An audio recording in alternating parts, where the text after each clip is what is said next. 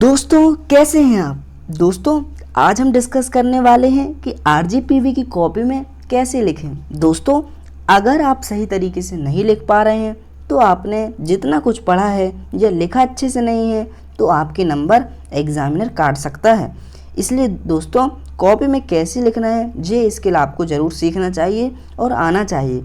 तो चलिए दोस्तों बिना देरी किए हम उन महत्वपूर्ण बिंदुओं को डिस्कस करते हैं।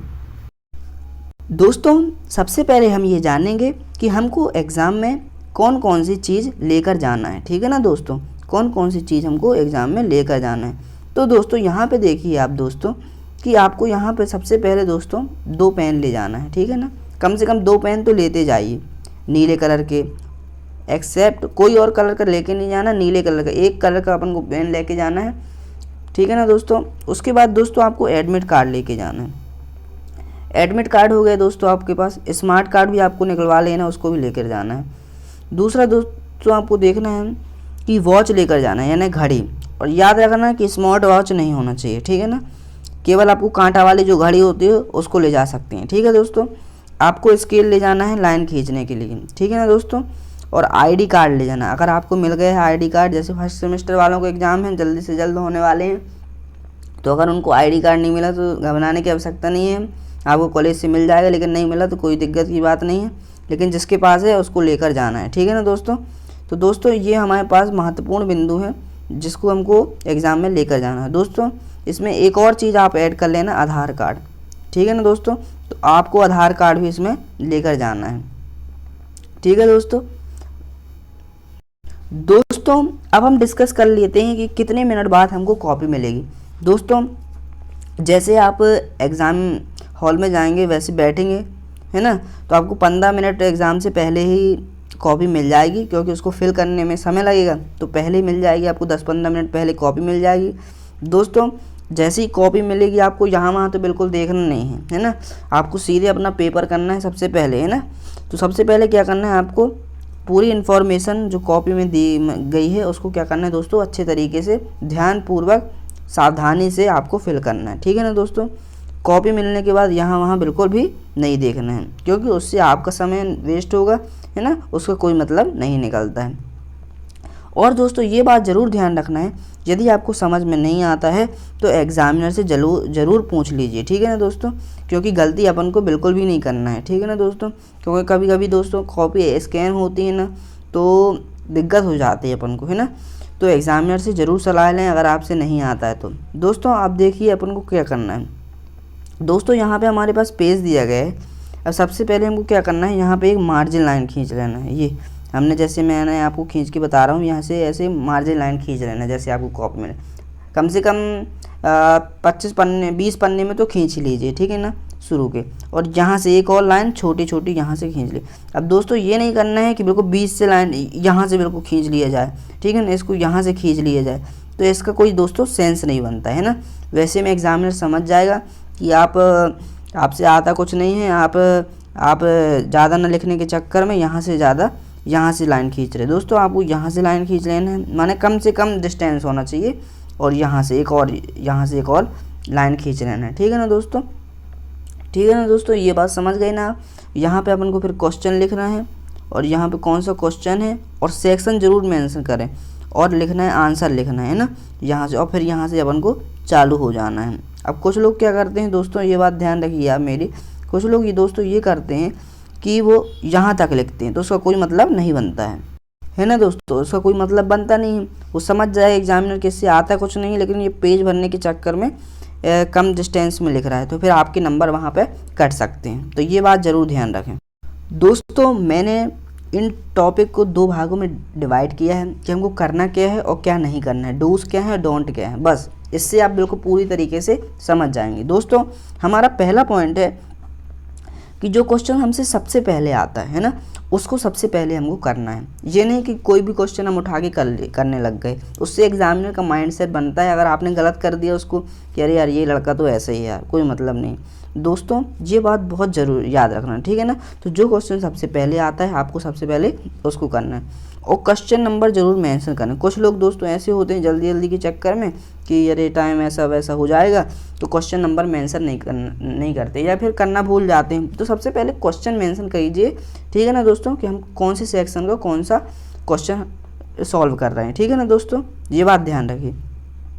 दोस्तों तीसरा है, हमको ये बात ध्यान रखना है कि कम से कम हमको 3 यूनिट सॉलिड पढ़ के जाओ। कुछ पढ़े नहीं है ना, तो कम से कम दोस्तों 3 यूनिट सॉलिड पढ़ के जाओ, ताकि आपसे अगर आपसे 5 क्वेश्चन नहीं बन पा रहे हैं तो कम से कम 3 तो बन ही जाए, है ना। और ऐसी यूनिट पढ़ के जाना जिसके क्वेश्चन आने के चांसेस सबसे ज़्यादा हैं। तो दोस्तों हमारा चौथा पॉइंट है, अगर आपने कुछ नहीं पढ़ा तो 4-5 साल के क्वेश्चन पेपर आप सॉल्व कर लीजिए, उससे आपको पैटर्न भी पता चल जाएगा और वही रिपीटेड क्वेश्चन आते हैं ना दोस्तों। तो ये बात ध्यान रख लीजिए आप कि 4 से 5 ईयर के क्वेश्चन आप सॉल्व कर लीजिए। अगर आपने कुछ नहीं पढ़ा है तो आपको पैटर्न भी पता चल जाएगा, आपसे क्वेश्चन भी बन जाएंगे। दोस्तों अब यहाँ पे देखिए, आप 5वां अपना पॉइंट है, नया क्वेश्चन नए पेज से स्टार्ट करना है। क्या करना है दोस्तों, नया क्वेश्चन नए पेज से स्टार्ट करना है। तो उसमें दोस्तों कई लोग क्या कहते हैं, थोड़ा सी जगह बचती वहीं से स्टार्ट कर देते, तो ये अच्छा तरीका नहीं है। तो नया क्वेश्चन नए पेज से स्टार्ट करना है। तो जब क्वेश्चन ख़त्म होता है तो वहाँ से बढ़िया एक लाइन खींच देना है, तो उसमें क्या होता है, सेपरेट हो जाता है। क्या हो जाता है, सेपरेट, बढ़िया तरीके से हमको दिखता है ना। सारे क्वेश्चन अटैम्प्ट करना है दोस्तों, और कोई क्वेश्चन अगर नहीं आता है तो उससे रिलेटेड का लिखना है। ये नहीं कि अनरिलेटेड रिलेटेड का हम लिख रहे हैं, उल्टा सीधा लिख के चले आ रहे हैं, उससे एग्जामिनर समझ जाएगा कि ये स्टूडेंट पागल हो गया है। क्योंकि दोस्तों जैसा कि आप जानते हैं कि कई लड़के होते हैं, कई होते हैं कि दोस्तों वो कुछ भी लिख देने लगते हैं, गाने वगैरह भी लिख देते हैं कई लड़के, है ना, ज़्यादा लिखने के चक्कर में कि बीच में गाना मार दिए, तो ऐसे में दिक्कत हो सकती है आपको। तो ये चीज़ बिल्कुल ना करें दोस्तों। आपको 7वां पॉइंट क्या करना है कि आपको जो राइटिंग है बिल्कुल सुपर लिखना है। पहले जो पेज है हमारे पास, पहले जो क्वेश्चन के कम से कम 6-7 पेज तो बिल्कुल अच्छे तरीके राइटिंग से लिखें। उसी पहले पेजों से ही दोस्तों एग्जामिनर आपको जज कर लेते हैं कि आप किस प्रकार के लड़के हैं। आप तो वहाँ हैं नहीं कि आप कितने इंटेलिजेंट हैं।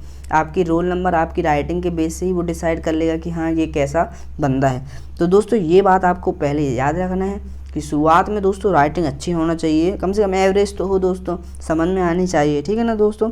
हमारा 8वां पॉइंट है दोस्तों कि मेन पॉइंट पर अंडरलाइन करना है, ठीक है ना दोस्तों। अगर कोई मेन पॉइंट है, जैसे कि अगर हम सेल लिख रहे हैं तो सेल के नीचे थोड़ा अंडरलाइन कर दीजिए। कोई चीज़ की डेफिनेशन लिख रहे हैं तो लास्ट में लिखते हैं ना कि इसको ये इसलिए इसको ये कहते हैं, तो जो ये कहने वाला पॉइंट है उसको दोस्तों उसको अंडरलाइन कर दीजिए, ठीक है ना दोस्तों। तो अंडरलाइन करने से क्या होगा दोस्तों कि अगर कभी कभी आप बीच में गलत भी लिखे हैं ना, तो अगर आपने अंडरलाइन करके चीज़ रखा हुआ है तो एग्जामिनर की केवल वही नज़र पड़ती है, वो समझ जाता है कि हाँ ये लड़के ने सही लिखा है।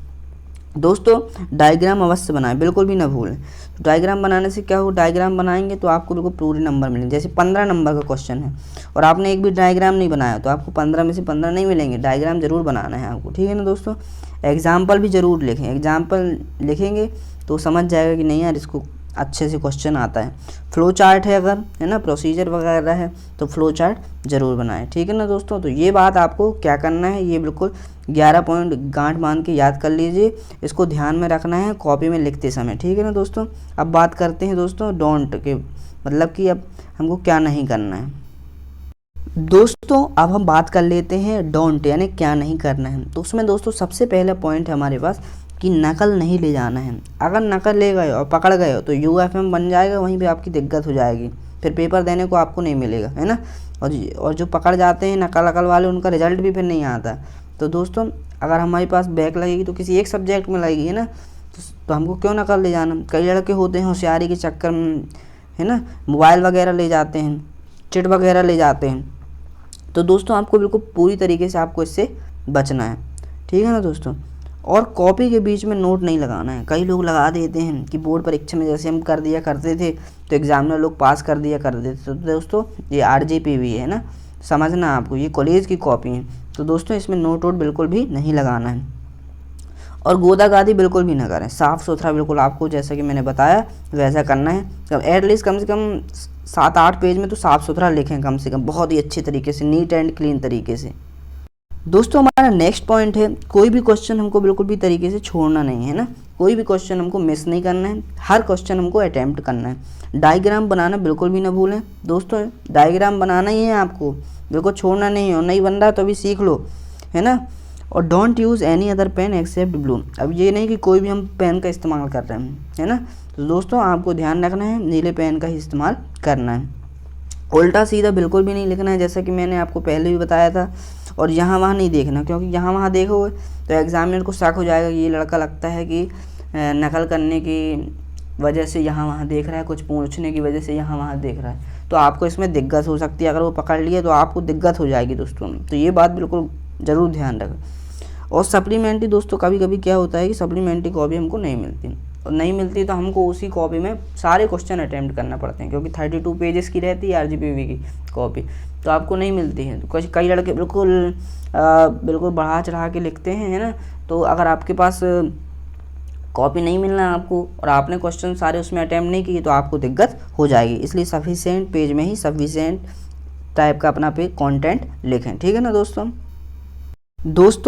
एक और बात जो मैं बताना आपको भूल गया था, बहुत ही इंपॉर्टेंट पॉइंट है कि एवरी पेज पे आपको क्या लिखना है, PTO एवरी पेज पर, ठीक है ना दोस्तों। इससे क्या होगा दोस्तों, एक अट्रैक्टिव बनती है हमारी कॉपी। प्लीज़ टर्न ओवर, मतलब कि जब एग्जामिनर कभी कभी क्या होता है दोस्तों, एग्जामिनर केवल क्वेश्चन ख़त्म हो जाते हैं तो वहीं तक चेक करके चला जाता है, अब पीछे पलटाता ही नहीं कॉपी, तो आपका वो क्वेश्चन छूट जाता है ना।